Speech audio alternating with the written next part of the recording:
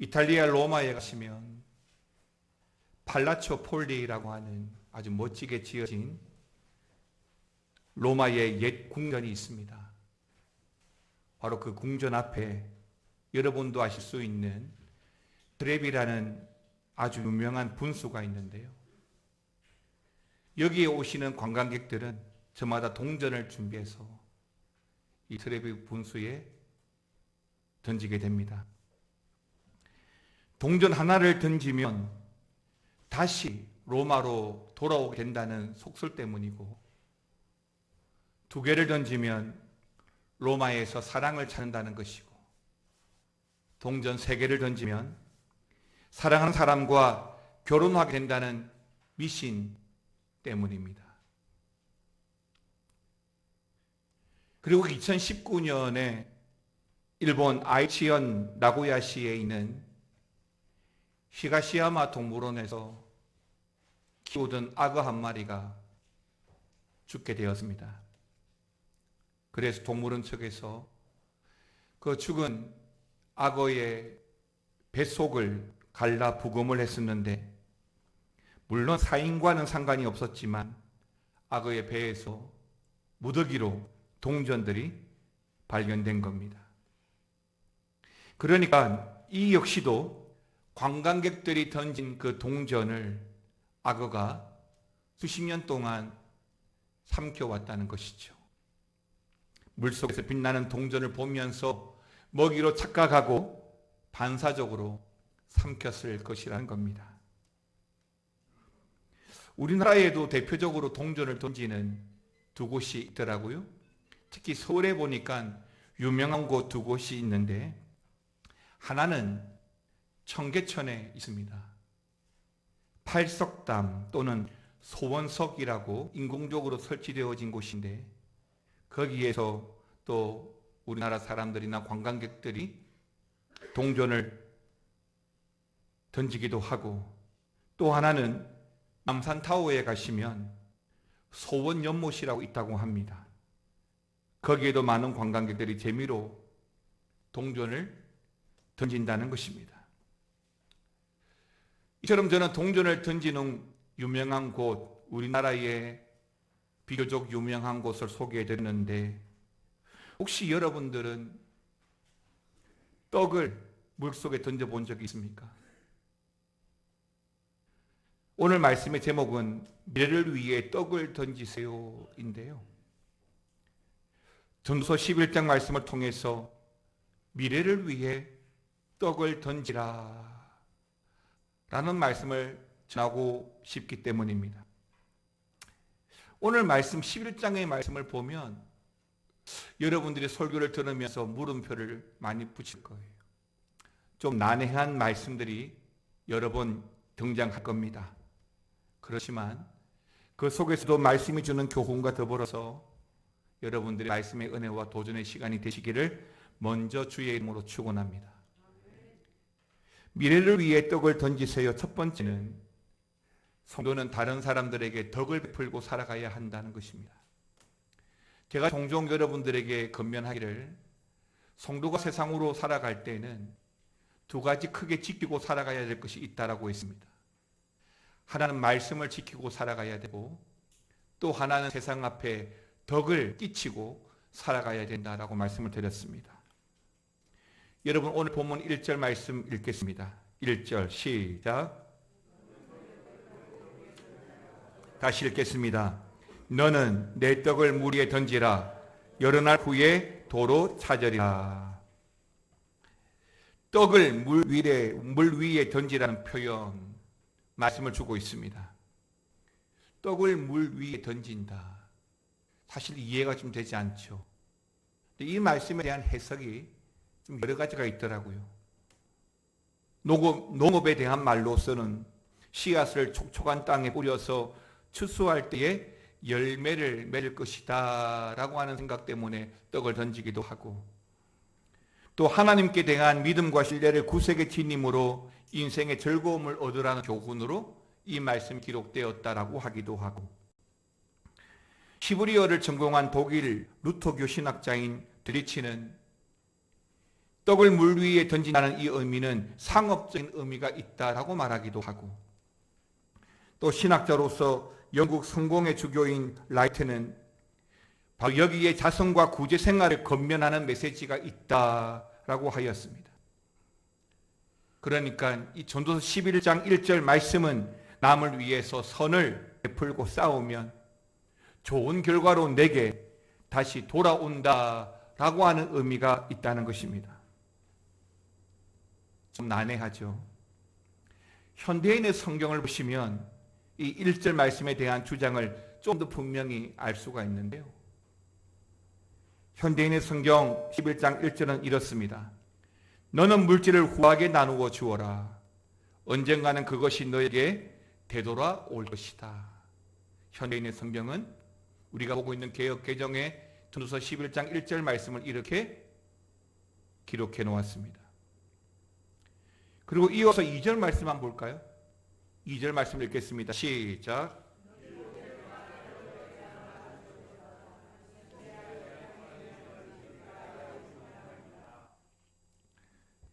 일곱에게나 여덟에게 나누어 줄지어다. 무슨 재앙이 땅에 임할는지 내가 알지 못함이니라 라고 했습니다. 그러니까 언제 어떤 재앙이 나에게 찾아올지 모르기 때문에 기회가 있을 때 다른 사람들에게 덕을 베풀고 살라라고 말씀하고 있는 것이죠. 그러면 우리가 어느 순간에 당하게 되는 그 위기의 순간에 바로 그들의 도움을 받게 될 것이다 라고 성경이 말해주고 있는 것입니다. 자, 이것이 오늘 전도서가 말씀하는 우리 성도, 그러니까 믿음의 사람들이 세상을 살아가는 방식이어야 한다는 것이죠. 비슷한 말씀이 누가복음 16장에 나옵니다. 5절과 7절, 즉 5절, 6절, 7절 세 절 말씀 다 같이 읽겠습니다. 주인에게 빚진 자를 일일이 불러다가 먼저 온 자에게 이르되 내가 내 주인에게 얼마나 빚졌느냐 말하되 기름 100마리니이다. 이르되 여기 내 정서를 가지고 빨리 앉아 50이라 쓰라 하고, 또 다른 이에게 이르되 너는 얼마나 빚졌느냐 이르되 밀 100석이니이다. 이르되 여기 내 정서를 가지고 80이라 쓰라 하였느니라. 이해가 되십니까? 사실 이 말씀도 그냥 일반적인 상식을 가지고 살아가는 우리가 이해하기에는 정말 난해한 본문 중에 하나라고 말씀드릴 수가 있겠는데요. 그러니까 어느 날 주인의 귀에 자신의 집에서 일하는 청지기가 주인의 소유를 자기의 이익을 위해서 낭비한다는 말을 듣게 되어진 것입니다. 그래서 이 주인이 이 사실을 알고 어떻게 했냐면 이 불의한 청지기를 파면 잘라버렸던 것입니다. 그런데 그 파면당한 불의한 청지기가 어떻게 하지? 어떻게 살아가지? 고민하다가 문득 떠오르는 생각이 이 주인에게 빚진 자들을 다 불러 모읍니다. 그래서 기름 100마를 빚진 자에게는 50이라 쓰게 하고 밀 100석은 80이라고 쓰게 한 것이죠. 여기서 더 놀랍고 이해가 안 되는 부분이 나옵니다. 그로 인해 주인이 이 불의한 청지기가 한 일을 알게 되는데 잘했어. 참 잘했어. 라고 칭찬을 하는 겁니다. 여러분 이해가 되십니까? 그러니까 예수님은 이 비유를 오늘 누가복음 16장에서 하시면서 뭘 말씀하시는 거냐? 이 청지기의 불의를 말씀하는 것이 아니에요. 그 지혜를 이야기하는 거예요. 8절 말씀 한 번 더 보겠습니다. 8절 시작.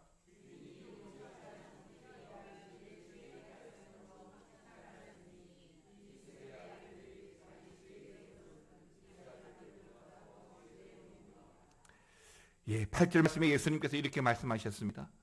주인이 이 옳지 않은 청지기가 이를 지혜 있게 하였으므로 칭찬하였으니. 잘 이해가 되십니까? 그러니까 이 청지기는, 불의한 청지기는 회고가 되었어요. 파면당했어요. 그 상황에서 자신의 입장을 돌아보니까 모아놓은 돈도 딱히 없고 팔아먹고 살 땅도 없고 또 빌어먹기에는 창피해서 고민을 하다가 방법을 강구한 거죠. 그래서 내가 일하느라 끊어졌던 인간관계라도 회복하기 위해서 빚진 사람들의 그 장부를 감해 준 것입니다. 자, 예수님의 말씀은 이 다음에 관점이 나와요.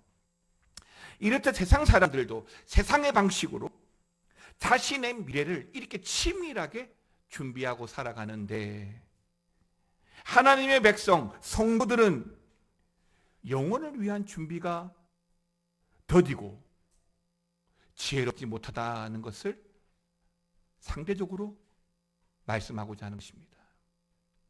세상 사람들은 수단과 방법을 가리지 않고 미래를 대비하고 준비하는데 우리 그리스도인들은 그 미래 하나님 나라를 위해서 너무나 더디고 또 지혜롭지 못하다는 거예요. 사랑하는 성도 여러분, 여러분들은 미래를 어떻게 준비하고 계십니까? 아니, 여러분들이 생각하는 미래는 나에게 찾아오지 않을 시간으로 보십니까? 저도 그런 생각을 하지만 저보다 더 연장자이신 많은 분들이 그런 말 합니다. 시간이 참 빠르다. 시간이 참 빠르다. 분명 똑같은 시간인데 10대 때, 20대 때, 아니 30대까지만 하더라도 시간이 빠르다라는 생각을 못 하는데 40이 넘어가면서부터 시간이 참 빠르다는 생각을 하게 되는 거죠. 분명 시간은 같습니다. 그런데 그 시간을 어떻게 사용했느냐? 시간이 더디다고 생각하는 사람들은, 그 세대들은 시간에 여유가 많아서 비교적 시간이 더디 간다 생각을 하지만 시간이 빠르다라고 느끼는 사람들은 시간에 여유가 없다는 거죠. 다시 말하면 지혜롭게 미래를 준비하지 못하고 있기 때문에 그 시간이 상대적으로 너에게 느껴지는 것입니다. 보험도 들고 연금도 준비하고 건강관리도 잘 하신다면 나름 미래를 잘 준비하시는 거죠. 다시 말씀드리면 미래는 오늘, 아니 지금 우리의 수고와 우리의 노력, 지금 현재 여러분의 모습으로 이루어지는 겁니다. 그것은 우리가 당하는 고난도 마찬가지입니다. 수고와 노력을 통해서 미래가 만들어지는 것처럼 우리 신앙의 성숙도 그 고난이나 아픔을 통해서 자라난다는 것입니다. 운동선수들의 목적과 목표는 금메달이죠. 금메달은 정말 화려하고 축복받을 만한 땀의 결실입니다. 여러분도 알만한 선수 중에 여자 스피드 스케이팅의 올림픽 금메달리스트 이상하라는 선수가 있습니다. 이 이상하 선수는 지금까지 선수 생활을 하는 동안에는 단 한 번의 명절이나 휴가도 없었다고 합니다. 오로지 자신이 목표로 하는 그것을 이루기 위해서 모든 에너지를 집중하고 쏟아부었던 것이죠. 그래서 금메달리스트가 되는 겁니다. 보통 사람들이 성공하기 위해서 그 성공의 법칙 3가지 요인이 있다고 합니다. 자원과 행운과 시간이라는 거예요. 이 중에서도 특히 시간은 자원과 행운과 달리 모든 사람에게 공정하게 주어지는 거죠. 그러니까 자원과 행운은 내가 어떻게 조절할 수가 없어요. 타고나는 금수저를 우리가 어떻게 이깁니까? 그러나 시간은 얼마든지 지혜롭게 조절할 수 있고 또 얼마든지 그 시간을 지혜롭게 보낼 수가 있는 것입니다. 여러분들은 성도의 삶 속에서 하루 24시간을 어떻게 보내십니까? 그러니까 성도의 그 시간의 사용처를 살펴보는 것도 우리 성도의 삶을 충분히 짐작할 수 있을 거라고 봅니다. 1만 시간의 법칙이라고 하는 것이 있습니다. 그러니까 어느 분야든지 전문가가 되기 위해서는 약 10년이라는 시간이 걸린다는 것인데요. 매일 3시간씩 10년을 투자하면 그게 곧 1만 시간이 되는 겁니다. 특히 1만 시간의 핵심이 뭐냐? 그 1만이라는 양보다도 그 시간의 질을 중요시하고 땀 흘리며 노력하고 수고하고 살라는 겁니다. 성도도 저는 전문가의 이름이라고 봅니다. 예수 믿는 사람들에게 주어진 세상 사람들이 붙인 그 전문가의 이름, 성도, 그리스도인인 거죠. 교회에서는 특별히 여러분들에게 집사와 권사와 장로로 세우지만 이전에 여러분들은 이미 성도라고 하는 그 전문가적인 이름을 가지고 있는 거죠. 그러면 여러분들이 그 성도답게 여러분들이 부여받은 그 직분자답게 살아가야 합니다. 교회 권위에 순종하고 리더의 권위에 순종하고 말씀에 순종하고 다시 말하면 여러분이 그 속에서 내어놓는 그 수고와 헌신, 고난이 없다면 신앙적으로도 세상적으로도 결코 성공할 수가 없다는 겁니다. 그 1만 시간은 우리가 내어놓는 수고의 시간이고 고난의 시간이고 어쩌면 고통의 시간인 것입니다.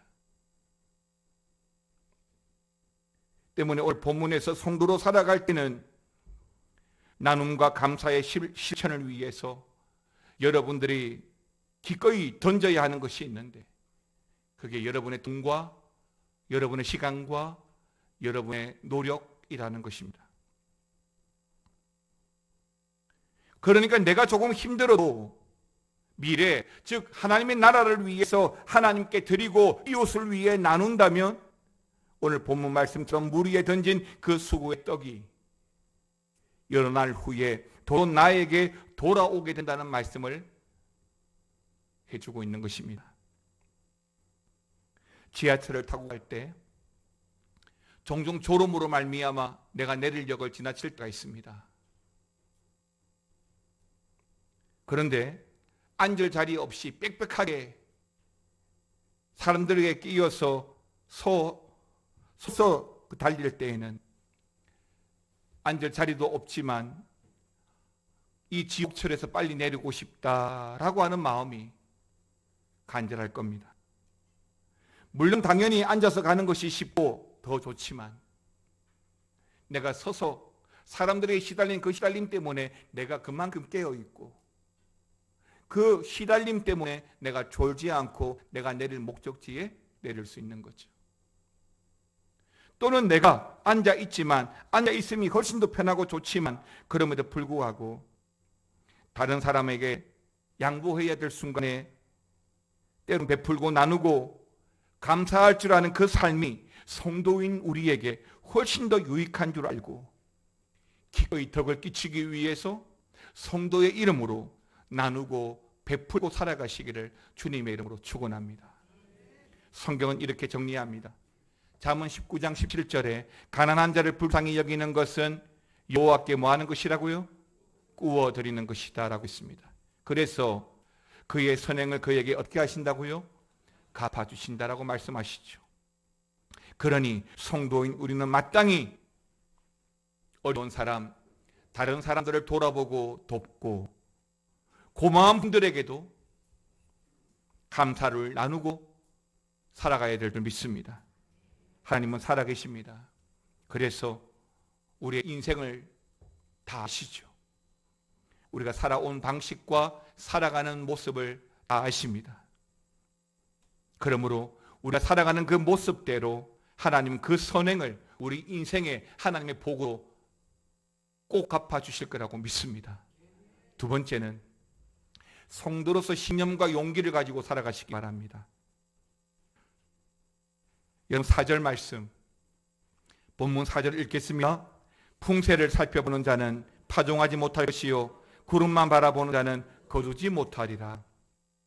여기서 말하는 풍새와 구름은 쉽게 말하면 변덕스러운 날씨를 말하는 것입니다. 다시 말하면 상황은 언제나 바뀐다는 거죠. 그래서 이 4절 말씀 보십시오. 여기에 등장하는 살펴보다와 바라보는은 관망하고 지켜만 보고 시작하지 않는다는 것이에요. 그러니까 농사를 시작하려고 하는데 하늘만 보다가 시작도 못한 어느 사람의 이야기인 것입니다. 그리고 이 4절 말씀의 진짜의 문제점이 뭐냐면 핑계. 풍새를 핑계하고 구름을 핑계하는 거죠. 직장인들에게 물었습니다. 최고의 핑계거리가 뭐가 있습니까? 3위는 컨디션이 좋지 않아. 몸살이 걸렸어. 이런 건강에 대한 문제가 세 번째 핑계거리입니다. 두 번째는 뭘까요? 집안일이 있어. 오늘 김장을 해. 이번 주 중에 교인들 가정에 김장을 하신 가정이 되게 많더라고요. 그게 핑계거리랍니다. 1위가 뭘까요? 야근했어. 야근해야 돼. 사람들마다 생각과 성격이 저마다 다릅니다. 똑같은 것을 보고도 어떻게 다른 생각들을 그렇게 하는지 모르겠습니다만은 사람들은 생각과 해석이 다릅니다. 적극적인 분도 있고 부드럽거나 단호하거나 우유부단한 분도 계실 겁니다. 다 좋습니다. 근데 이게 긍정적일 때, 즉 우유부단하다는 것, 이게 긍정적일 때는 양보를 참 잘하네, 배려를 잘하네 라고 할 수가 있겠지만 부정적일 때는 중요한 순간에 결정을 내리지 못하고 갈팡질팡한다는 것이죠. 여기서 우리가 알아야 할 한 가지가 있는데요. 여러분, 시기와 그 결과는 우리 손에 있지 않습니다. 그럼 누구 손에 있는 거죠? 오직 우리 하나님 손에 있는 줄 믿으시기 바랍니다. 여러분, 전도서 9장 1절 읽겠습니다.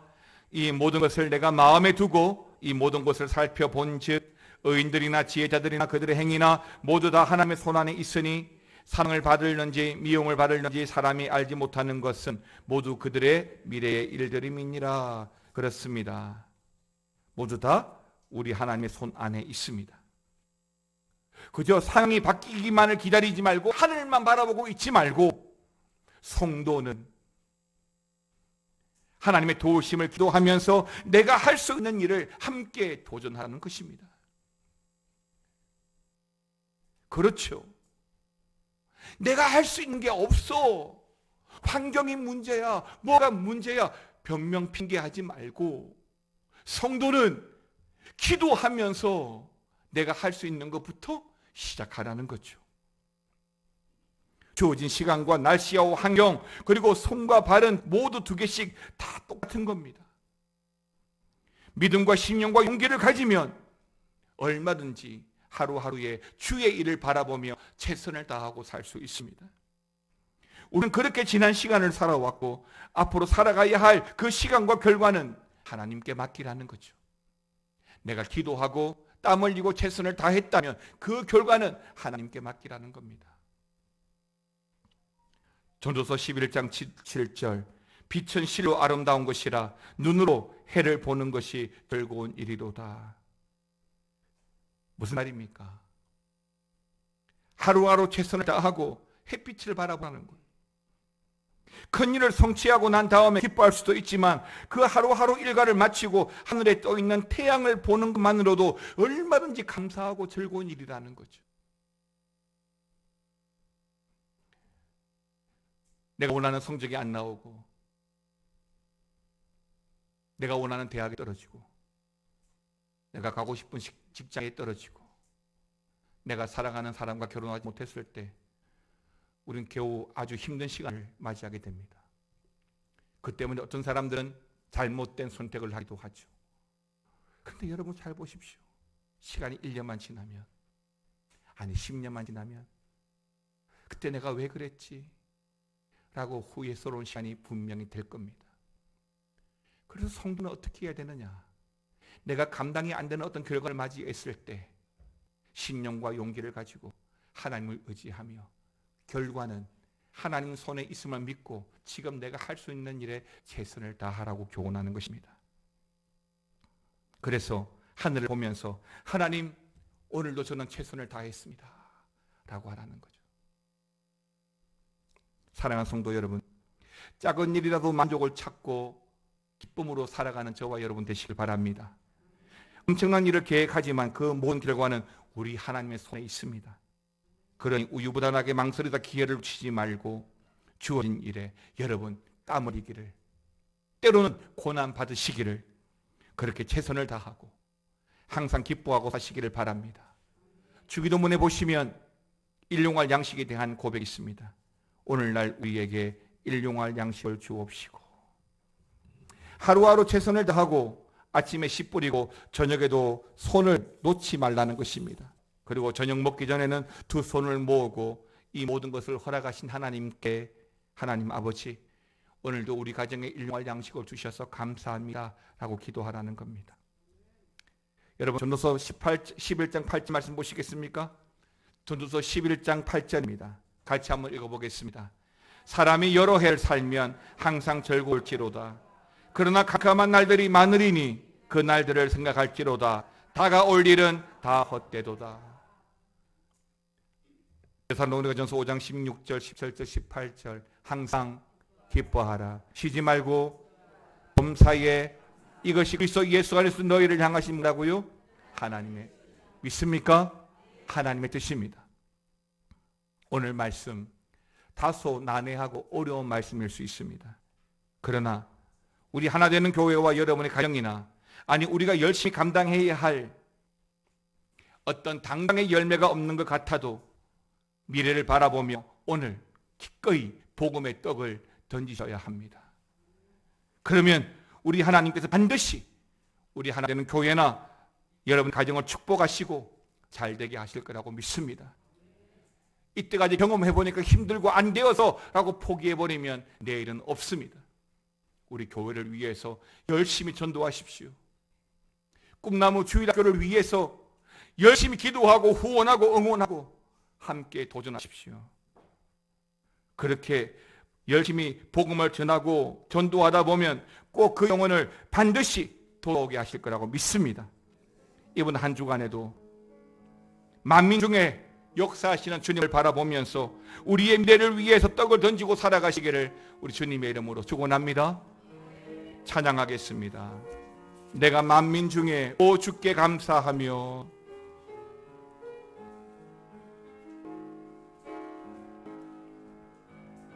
내가 만민 중에 오 주께 감사하며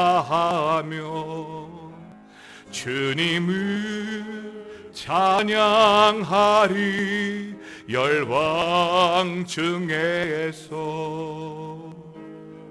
주의 인자는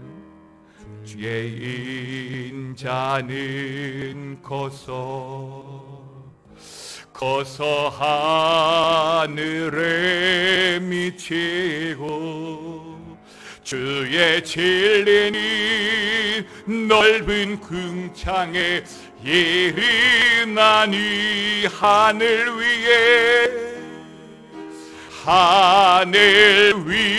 위에 주는 높이 들리며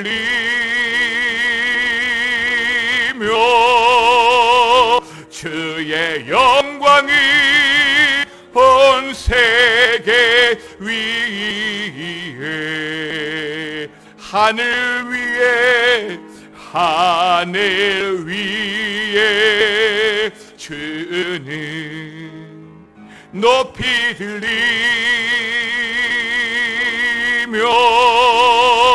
주의 영광은 온 세계 위에 다시 내가 만민 중에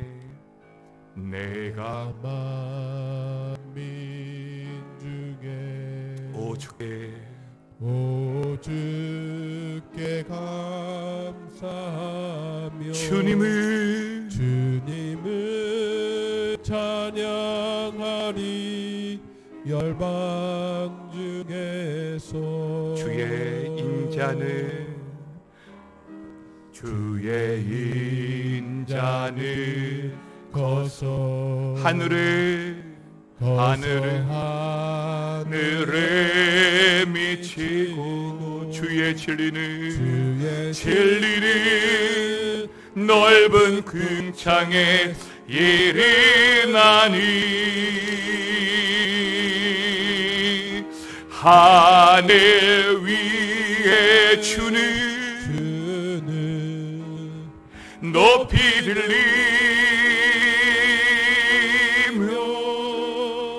주의 영광은 온 세계 위에. 우리의 고백으로 하늘 위에 주는 높이 들리며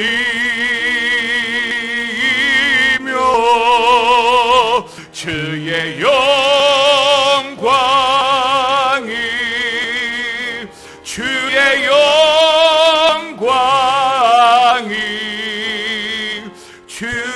영광이 온 세계 위. 다 함께 일어나셔서 3절로 하늘 위에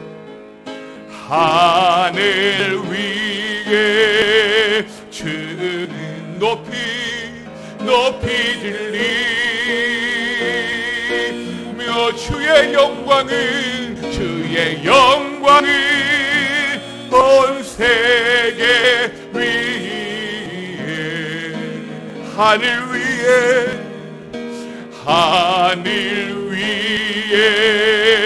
주는 높이 들리며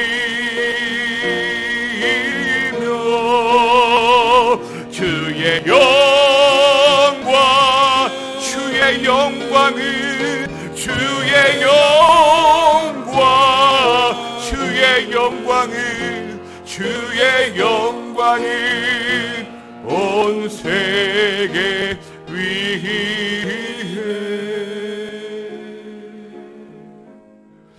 주님의 영광이 온 세계 위에 모든 성도들에게 임하는 줄 믿습니다. 성도의 이름을 가지고 살아갈 때에 환경과 시간이 어떻게 주어진다 할지라도 덕을 베풀고 또한 신념과 용기를 가지고 그리스도인의 삶을 살아갈 수 있도록 주여 함께하여 주시옵소서. 우리가 감사하고 살아가는 것은 우리 인생의 탁월함 때문이 아니라 그저 일용할 양식으로 살아가게 하신 하나님, 그럼에도 불구하고 내일을 향해서 기꺼이 우리의 인생을 예비하고 준비하신 하나님, 그 하나님을 믿고 오늘 우리는 떡을 던지고 살아가기를 원합니다. 하나님, 이번 한 주간에도 그런 믿음의 승리가 있게 하시고 그런 시간과 미래가 되게 하시고 기꺼이 오늘 하루 믿음의 떡을 던지며 하나님의 뜻을 이루고 살아가는 우리 교회와 성도가 되게 하여 주옵소서. 지금은 우리 주 예수 그리스도의 은혜와 아버지 하나님의 사랑과 성령님의 감화 감동 교통 충만 역사 위로하심이 오늘 믿음으로 떡을 던지며 하나님께서 허락하신 그 시간을 바라보며 순종하고 감사하며 믿음과 신념으로 덕을 끼치며 살아가기 원하는 모든 성도들과 가정과 교회 위에 영원토록 함께 있을지어다. 아멘.